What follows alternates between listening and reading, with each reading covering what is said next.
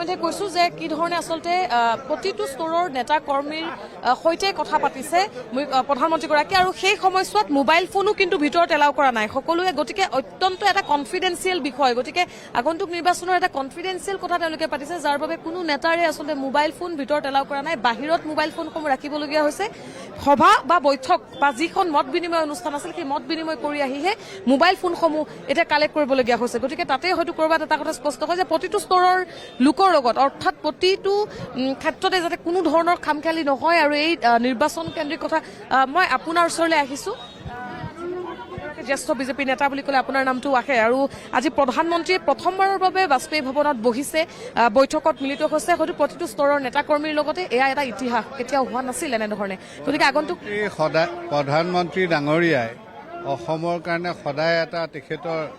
বিশেষ দৃষ্টিভংগী আছে অসমত আজি যিকেইটা প্ৰকল্প তেখেতে আজি অসমক দান কৰিলে সেই প্ৰকল্পকেইটা অসমক উদ্যোগীকৰণৰ ক্ষেত্ৰত বহু আগবঢ়াই লৈ যাব নিশ্চিত হবে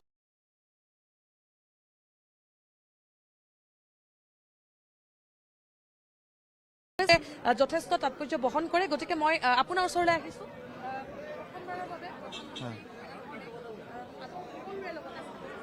প্ৰতিগৰাকী সাধাৰণ কাৰ্যকৰ্তাৰ লগতো কথা পাতিছে বিশেষকৈ আমাৰ কাৰ্যকৰ্তাৰ কাৰণে অসমৰ যি ভাৰতীয় জনতা পাৰ্টীৰ কাৰ্যকৰ্তা আছে সেই কাৰ্যকৰ্তাৰ কাৰণে আজিৰ দিনটো এটা স্মৰণীয় দিন কাৰণ বিভিন্ন সময়ত আমি দেখিছোঁ প্ৰধানমন্ত্ৰী বুলি কোৱাৰ লগে লগে আমাৰ কাৰ্যকৰ্তাই কেতিয়া ঢুকি পোৱা নাছিলে আজি দেখিলোঁ যে তেওঁ প্ৰধানমন্ত্ৰী হিচাপে নহয় এজন কাৰ্যকৰ্তা হিচাপে আমাৰ ভাৰতীয় জনতা পাৰ্টীৰ প্ৰতিজন কাৰ্যকৰ্তাৰ লগত বাৰ্তালাপ কৰিছে প্ৰতিজনৰে সুখ দুখৰ কথা তেওঁ সুধিছে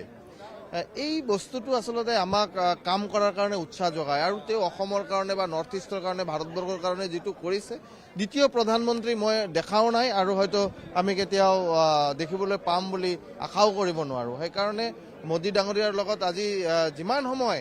প্ৰায় 1 ঘণ্টা টাইম আমি থাকিলোঁ আৰু 1 ঘণ্টাই জীৱনৰ বহুতখিনি শিকিবলৈ আমি পাইছোঁ আৰু নিশ্চয়কৈ খুব এটা ভাল অভিজ্ঞতা আজি আমি পালোঁ ধন্যবাদ জনাইছোঁ বিধায়ক কাৰ্যালয়ত প্ৰধানমন্ত্ৰী আৰু প্ৰধানমন্ত্ৰীয়ে প্ৰতিটো স্তৰৰ কাৰ্যকৰ্তাৰ সৈতে কথা পাতিছে সেয়া আপোনালোকে কেনেধৰণে আগত যিহেতু হয় নিশ্চয়কৈ আমি ভাৰতীয় জনতা পাৰ্টীৰ প্ৰায় 33 বছৰ আমি দলৰ লগত জড়িত হৈ আছোঁ আজি খুব সুন্দৰ আমাৰ এটা মুহূৰ্তত আছিলে তেখেতে দলৰ প্ৰতিটো কাৰ্যকৰ্তাৰ লগত ওচৰত আহি পেলাই কথা পাতিছে আৰু বিভিন্ন ধৰণৰ আমাৰ দিহা পৰামৰ্শ দিছে কেনেধৰণৰ কৰিলে দল সংগঠন শক্তিশালী হ'ব আমি কেনেধৰণৰ আগুৱাই যাব লাগে তেওঁ সুন্দৰভাৱে কৈছে সঁচাকৈ এজন অভিভাৱকে যেনেকৈ আমাক শিকায় ঘৰত তেনেধৰণৰ আমাৰ এটা বাৰ্তা দিছে এক প্ৰকাৰ ৰণকৌশলো প্ৰস্তুত নিশ্চয়কৈ বিভিন্ন ধৰণৰ কথা কৈছে আমাক তেখেতৰ যিখিনি আছে আমাক দলীয় নেতৃত্ব আমাক জনাব পুনৰ ভালকৈ তো নিশ্চয়কৈ আমি তেনেধৰণৰ আমি দলত কাম কৰি যাম চাওক আৰু এনেধৰণে মই কৈছোৱেই যে জিলা প্ৰভাৰীয়ে হওক জিলাৰ সভাপতিসকলৰ লগতে সকলোৰে লগতে কথা পাতিছে গতিকে কেনেধৰণৰ আছিলে আজি প্ৰথমবাৰৰ বাবে মানে ভাৰতীয় জনতা পাৰ্টীৰ এগৰাকী কাৰ্যকৰ্তা হিচাপে আমি সঁচাকৈ আজি গৌৰৱান্বিত যে আমি আমাৰ দেশৰ প্ৰধানমন্ত্ৰী যিয়ে দেশক বিশ্বৰ দৰবাৰত জিলিকাই তুলিছে তেওঁক আমি আজি সন্মুখৰ পৰা পাইছোঁ আৰু তেওঁ আজি এজন প্ৰধানমন্ত্ৰী হিচাপে নহয় এজন কাৰ্যকৰ্তা হিচাপে আমাক সকলোকে মাৰ্গদৰ্শন কৰিছে কেনেকুৱা আগন্তুক দিনৰ ৰণকৌশলো এক প্ৰকাৰ নাই তেওঁ জেনেৰেলি এনে কথা পাতিছে সকলোৰে লগত কাৰ্যকৰ্তাৰ লগত কথা পাতিছে সকলোৰে লগত আৰু এজন মই আগতেও ক'লো যে প্ৰধানমন্ত্ৰী হিচাপে নহয় এজন কাৰ্যকৰ্তা হিচাপে তেওঁ আমাৰ লগত কথা পাতিছে এক প্ৰকাৰ অভিভাৱকৰ দৰে হয় হয় অভিভাৱকৰ নিচিনা আমাক মাৰ্গদৰ্শন কৰিছে আগন্তুক দিনসমূহত আমি কেনেদৰে কাম কৰিব লাগে ধন্যবাদ জনাইছোঁ মই কৰ্ণাত প্ৰকাশ আছে এগৰাকী জ্যেষ্ঠ বিজেপি নেতা আৰু লগতে ৰাজ্যসভাৰ সাংসদ গতিকে ডাঙৰীয়া মই আপোনাৰ ওচৰলৈ আহিছোঁ প্ৰথমবাৰৰ বাবে এনেধৰণে কাৰ্যালয়ত আহিছে ৰাজ্যিক বিজেপি কাৰ্যালয়ত প্ৰতিটো স্তৰৰ লোকৰ লগতে প্ৰধানমন্ত্ৰীয়ে অভিভাৱকৰ নিচিনা কথা পাতিছে মাৰ্গদৰ্শন দিছে আগত যিহেতু 26ৰ নিৰ্বাচন এই মাৰ্গদৰ্শন কৰবাত আশীৰ্বাদ হ'বনে বিজেপিৰ বাবে অৱশ্যে এইটো আশীৰ্বাদ হ'ব কাৰণ মোদীজী ইয়াতে আজি আহিছে আহি প্ৰাইম মিনিষ্টাৰৰ নিচিনা ইয়াত কথা কোৱা নাই এজন কাৰ্যকৰ্তাৰ নিচিনা সকলৰ লগত মানে কথা পাতিছে আৰু কিছু কিছু কথা কৈছে তেওঁৰ জীৱনৰ যিটো অভিজ্ঞতা আছে অভিজ্ঞতা ইয়াত আমাৰ লগত শ্বেয়াৰ কৰিছে আৰু আমি বিশ্বাস কৰোঁ যে সেইটো লৈ আগবাঢ়িলে আমি ভাল এটা ৰিজাল্ট পাম এক প্ৰকাৰ আগন্তুক নিৰ্বাচনৰ এক প্ৰকাৰ ৰণকৌশল নাই নাই নাই নাই তেনেকুৱা ধৰণৰ নহয় গতিকে নিশ্চিতভাৱে মই চাওক মই ইতিমধ্যে কৈছো পাৰিজাত কেনেধৰণৰ আচলতে আজিৰ পৰিৱেশটো বা আজি বৰ্তমান সময়ত বাজপেয়ী ভৱনৰ যিটো পৰিৱেশ ইয়াত বিৰাজ কৰিছে সেয়া আমি দেখুৱাইছো কেনেধৰণৰ এটা পৰিৱেশ আৰু সকলো যথেষ্ট উৎসাহী কাৰণ এই কাৰণেই উৎসাহী হৈছে যে প্ৰধানমন্ত্ৰীগৰাকীক ওচৰৰ পৰা পোৱাটো তেওঁলোকে বহুবাৰ পাইছে কিন্তু এনেধৰণে তেওঁলোকক যিধৰণে উপদেশ দিছে বা যিধৰণে আচলতে আগত নিৰ্বাচন গতিকে তেওঁলোকে যদিও কোনোৱে যদিও এই কথা মানি ল'ব বিচৰা নাই বা তেওঁলোকে কোৱা নাই যে এয়া আচলতে তেওঁলোকক আচলতে ৰণকৌশল প্ৰস্তুত হোৱা নাই বুলি যিহেতু কৈছে কিন্তু তথাপিও কোনোবাখিনিত যেন আগন্তুক নিৰ্বাচনৰ যে এয়া এক ৰণকৌশল প্ৰস্তুতেই সেয়া কিন্তু নুই কৰিব নোৱাৰে হেমাংগ ঠাকুৰীয়া আছে তেওঁৰ সৈতে কথা পাতিম প্ৰধানমন্ত্ৰীৰ আগমন সঘনাই হয় কিন্তু এনেধৰণৰ মাৰ্গদৰ্শন প্ৰথমবাৰৰ বাবে হৈছে বাজপেয়ী ভৱনত নিশ্চয়কৈ আপোনালোকে সকলোৱে জ্ঞাত যে দুটা ডাঙৰ কাৰ্যসূচীৰ কাৰণে দেশৰ প্ৰধানমন্ত্ৰী নৰেন্দ্ৰ মোদী ডাঙৰীয়া আজি অসমলৈ আহিছে আৰু আজি প্ৰথমটো দিন আজি ৰাতি তেওঁ অলপতে কিছু সময় পূৰ্বে তেওঁ গুৱাহাটী বিমানবন্দৰ তেওঁ উদ্ঘাটন কৰিলে আৰু ইয়াৰ পিছত তেওঁ পাৰ্টীৰ কাৰ্যালয়লৈ আহিছে মুখ্য কাৰ্যালয়লৈ প্ৰত্যেকজন কাৰ্যকৰ্তাৰ লগত তেওঁ মেদ বিনিময় কৰিছে এইটোৱে সকলোকে যথেষ্ট উৎসাহিত কৰিছে আৰু নিশ্চয়কৈ 2026ৰ যি নিৰ্বাচন তাত যথেষ্ট প্ৰভাৱ পৰিব আজিৰ এই তেওঁৰ মাৰ্গদৰ্শনে আৰু মাননীয় মুখ্যমন্ত্ৰী মহোদয়ৰ যি তেওঁৰ মিছন 100 নিশ্চয়কৈ আমি 2026ত সেই 100 আমি পাবলৈ গৈ আছো এক প্ৰকাৰ আপোনালোকৰ ৰণকৌশল প্ৰস্তুত হোৱা বুলিও হয়তো সেয়া আপুনি অমান্য কৰিব নোৱাৰে আজিৰ এই দিনটো আমাৰ ইতিমধ্যে আপোনালোকে সকলোৱে জ্ঞাত যে ভাৰতীয় জনতা পাৰ্টি আমি ইতিমধ্যে মাননীয় মুখ্যমন্ত্ৰী মহোদয়ৰ পৃষ্ঠপোষকতাত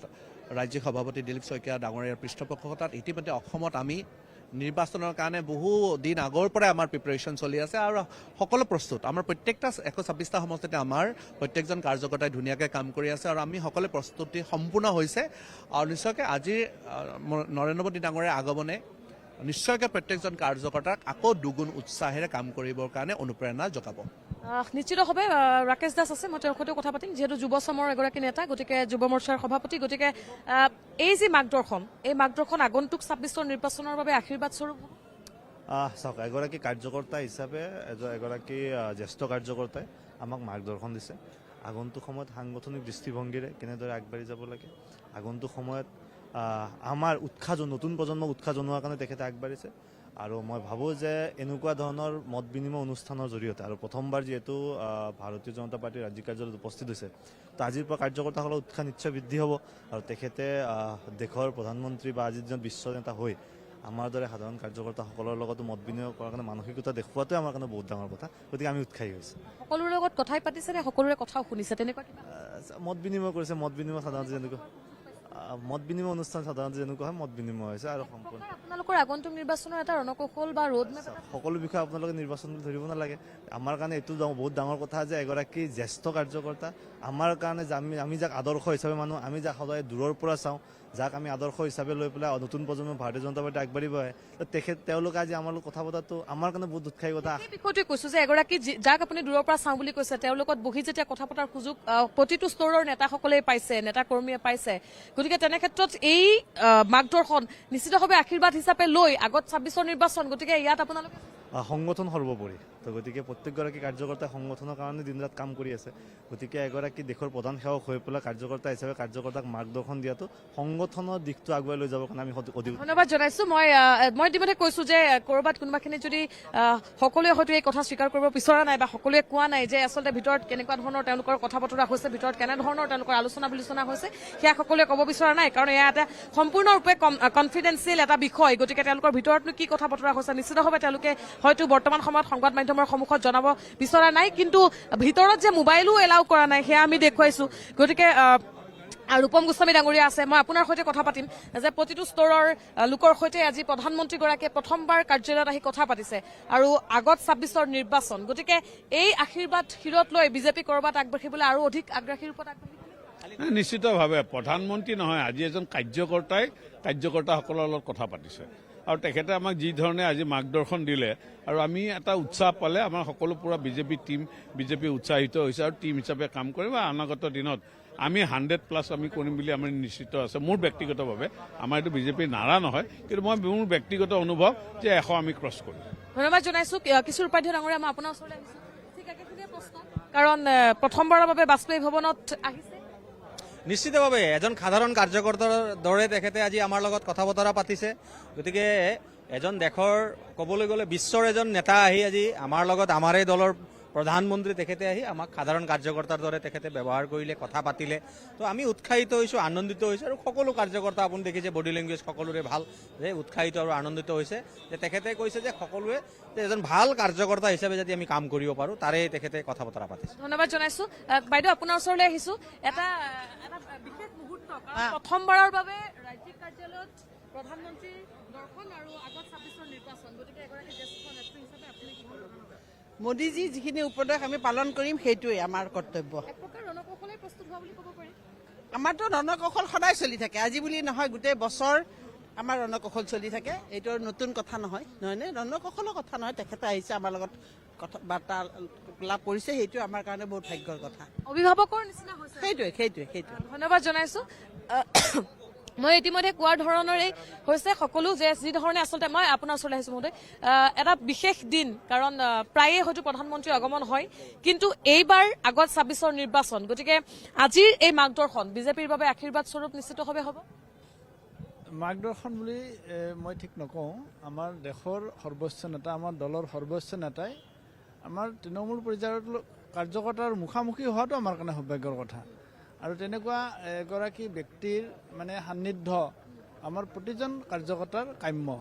আমি তেখেতৰ মুখামুখি সান্নিধ্য পাইছোঁ, আমাৰ কাৰণে সেইখিনি যথেষ্ট। নিশ্চিতভাৱে চাওক, এয়াই আছিলে বিজেপি প্ৰতিগৰাকী নেতাকৰ্মীৰ এটাই মন্তব্য, যে এগৰাকী অভিভাৱকৰ সৈতে তেওঁলোকে আজি কথা পাতিছে, কাৰণ আগত 26ৰ নিৰ্বাচন, সেই নিৰ্বাচন তেওঁলোকৰ বাবে এটা পৰীক্ষা। এই পৰীক্ষাৰ পূৰ্বে তেওঁলোকে অভিভাৱকৰ লগত কথা পাতিছে, অভিভাৱকৰ পৰা আদৰ্শ লৈছে যে কেনেধৰণে পৰীক্ষাত উত্তীৰ্ণ হ'ব লাগিব আৰু অত্যাধিক আগত কেনেধৰণে তেওঁলোকে আচলতে উৎসাহী হ'ব বা আগবাঢ়িব, সেই গোটেই বিষয়টোৰ ওপৰত তেওঁলোকে আচলতে আলোচনা কৰিছে।